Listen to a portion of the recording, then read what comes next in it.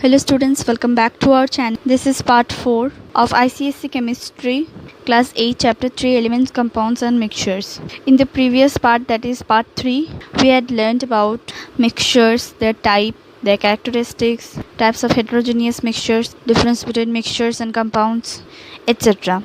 In this part, that is part 4, we are going to learn about types of mixtures depending upon the physical states of its components. Children, I told you that it is an interesting chapter as well as an important chapter too. So we should be studying it very consciously. Let's begin. So types of mixtures. Mixture may exist as solid, liquid and gases depending upon the physical state of its components.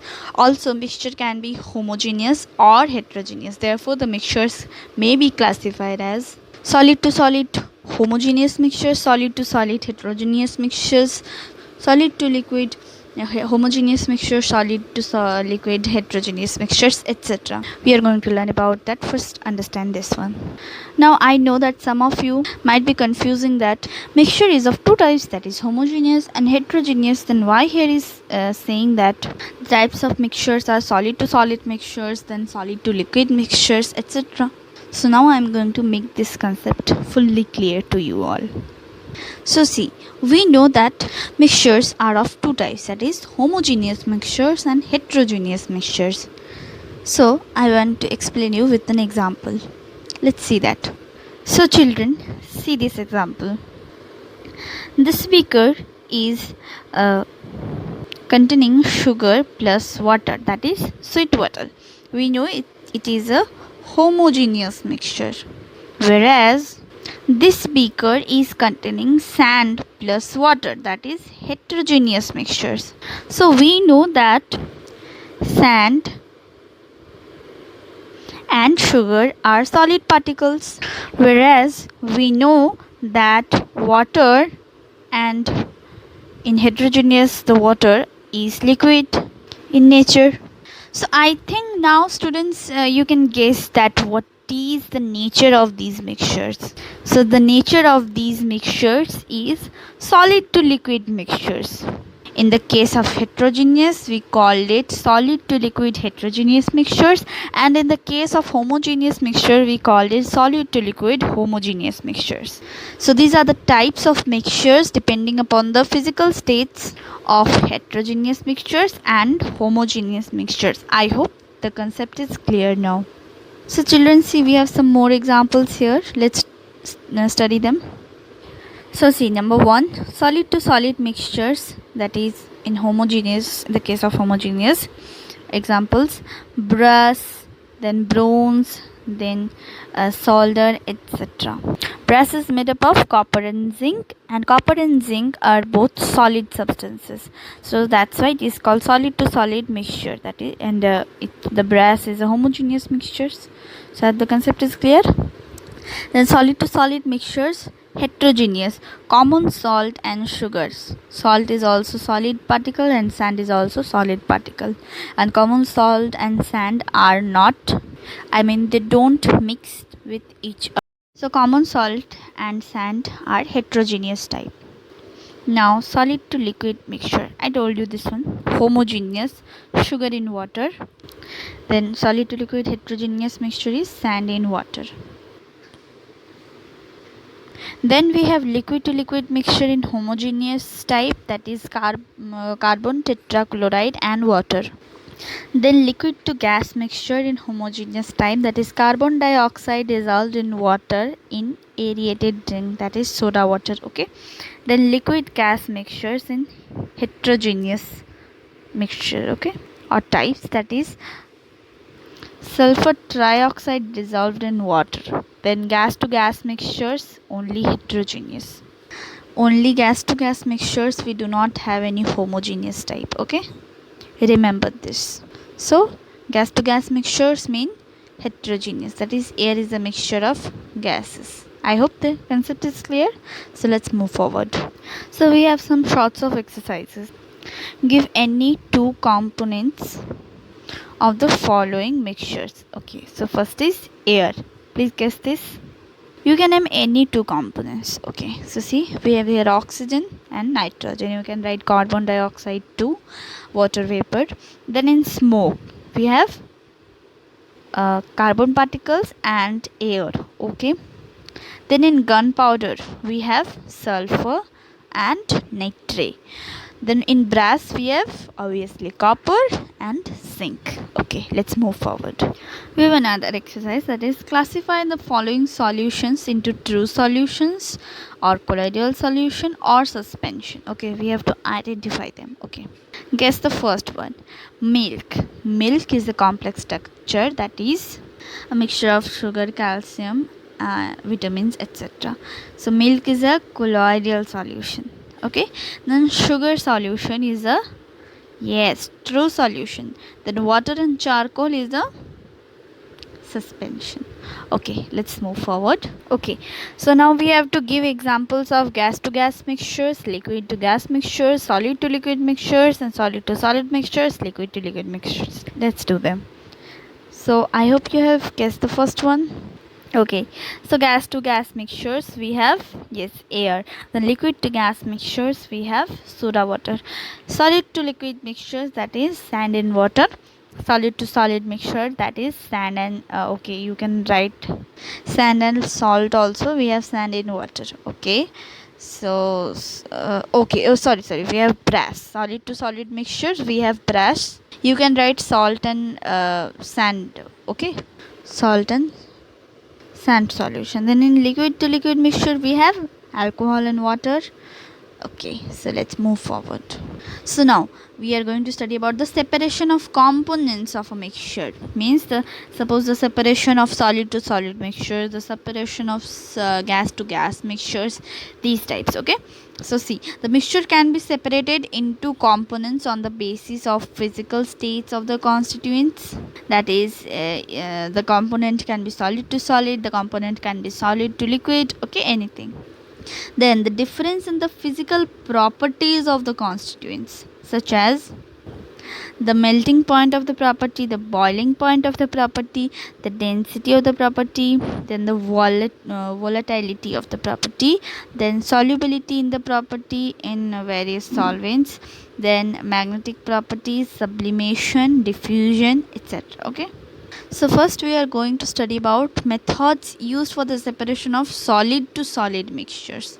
Okay, it is a little bit easy. Okay, so first method is by mechanical picking or hand picking. Okay, this method is used for the separation of the components of a mixture in which the constituents have different size and different colors. Okay, so for example we have copper filings. So copper filings, the color is red and they are quite larger. So copper fillings can be separated from iron fillings by simple hand picking. Iron fillings are very smaller in size than copper fillings. Okay, so we can separate them by hand picking. Next, the next method is magnetic separation. This method is used for the separation of components of mixture in which one of the component is magnetic. Okay, so here we need to have a magnetic component. For example, a mixture of iron fillings and sand can be separated by using a magnet. This can be carried out as follows. Okay, so if you bring out a magnet in front of this mixture, the iron fillings will attached with the magnet, whereas the sand will stay in the plate. Okay, so now gravity separation. This method is used for the separation of components of a mixture in which one of the component is much lighter than the other and is also lighter than water. Okay, so we saw that in hand picking method, one of the components should be larger than the other. In magnetic we have studied that one of the components should be magnetic, and in gravitational or gravity separation we studied that the component is one component should be much lighter than the other and is also lighter than water. Okay, so look at this diagram. This is sawdust. This is dust particles. Okay, so we know dust particles are very lighter than water, so they float above the solution. Then we have water. water is little heavier than sawdust. So in the middle part we are having water, then we are having sand, which is the most heaviest part of this solution. So number one, the lighter part is the most lightest part of this solution is sawdust, then water, then sand. So then the next, number 4 process is sublimation. This method is used for the separation of the components of a mixture in which one component undergoes sublimation. Means, one of the components should support sublimation whereas other does not. Okay, for example, look at this diagram, students. So this is a diagram showing the mixture of ammonium chloride and common salt, and we are separating these two components by sublimation method. Okay, so first of all, we have to take the mixture of ammonium chloride and common salt in a china dish. Okay, and then cover it with the inverted funnel, and its opening end is closed with a cotton wool. You can see this.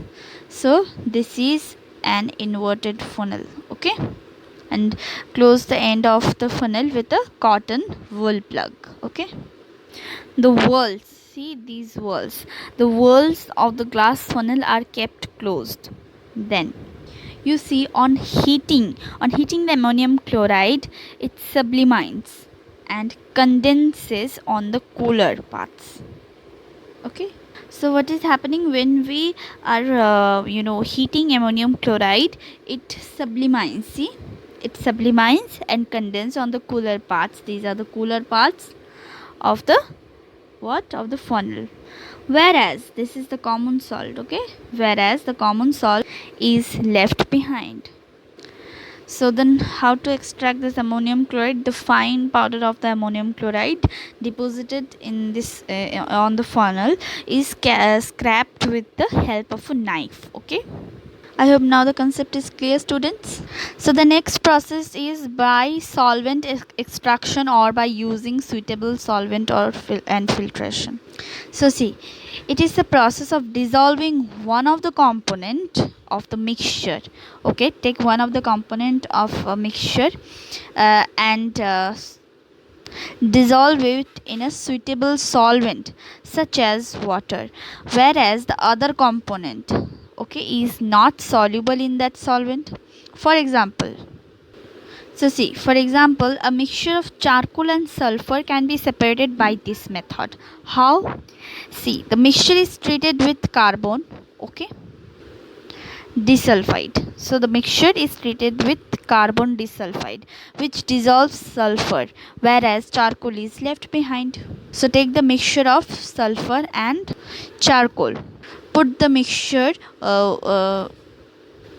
in carbon disulfide, or the mixture is treated with carbon disulfide. Okay, by this process the sulfur will dissolve and the charcoal will left behind. The insoluble charcoal is separated by filtration and is dried. From the filtrate, okay, sulfur can be obtained by evaporating carbon disulfide. Okay, I hope now the concept is clear.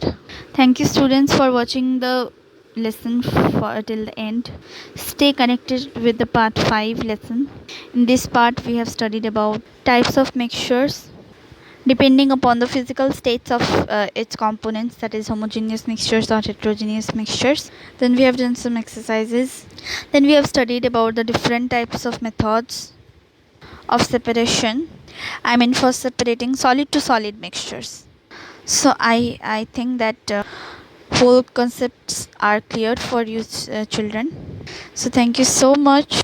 Stay safe, study hard, children. Thank you so much. Bye bye. Meeting you students in part 5. Thank you so much.